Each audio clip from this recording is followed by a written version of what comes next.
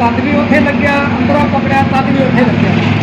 मैं एक चीज़ नोट करी, अंदरों बाहर तो फर्क तो नहीं जीवन वास्तव में फर्क तो सीधा चलन गया।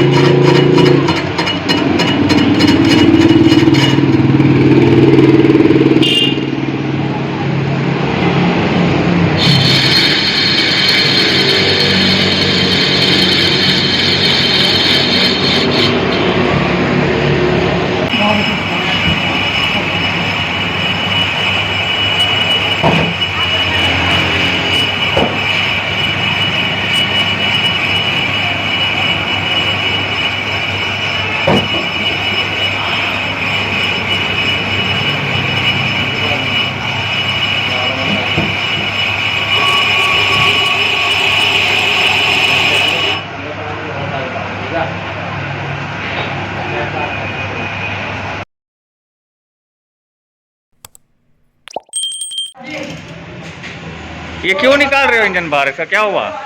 यार जनाब बेला ये हुआ ऐसा है कि ये ना गाड़ी ओवर हीट हो गई है। ठीक है। ये हुंडा का लेटेस्ट मॉडल है रिबॉन। अच्छा। जैसे कि आपको पता है। हाँ ठीक है। ये ओवर हीट होने की वजह से ना इसको ये देखें। हाँ। ये इधर लगाएं, ये आग लगने की वजह से ना सही है। ये गाड़ी ओवर हीट होने की वजह से ये हीट हो गई है, हीट मुकम्मल हो गई है। अच्छा। इसलिए हम इसका इंजन बाहर निकाल रहे हैं। ठीक है। नीचे से इसके पिस्टन वगैरह भी चेक लाएंगे, चेक करेंगे और दूसरा इसका गैसकेट भी नया डाल के हेड वुड का काम करा के ओके कर देंगे।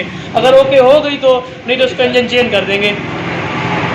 वायरिंग भी चेंज होगी सारी? हाँ वायरिंग तो जो ग्रिप ग्रुप है, बाकी जेन्युइन वायरिंग है, जो ग्रिप ग्रुप है वो चेंज कर देंगे बस। बाकी जो ठीक है तो ठीक है। नहीं,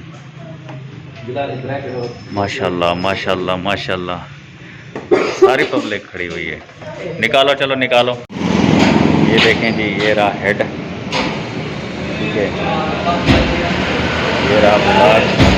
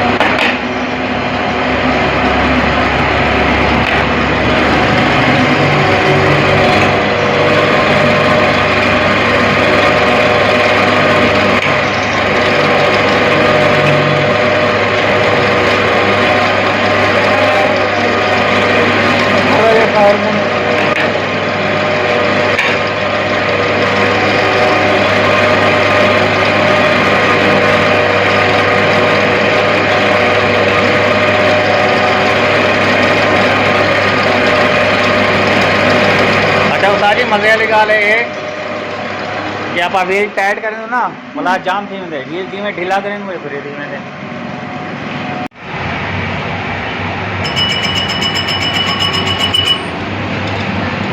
बाहरों पकड़िया तद भी उत्थे लग्या, अंदरों पकड़िया तद भी उत्थे लग्या।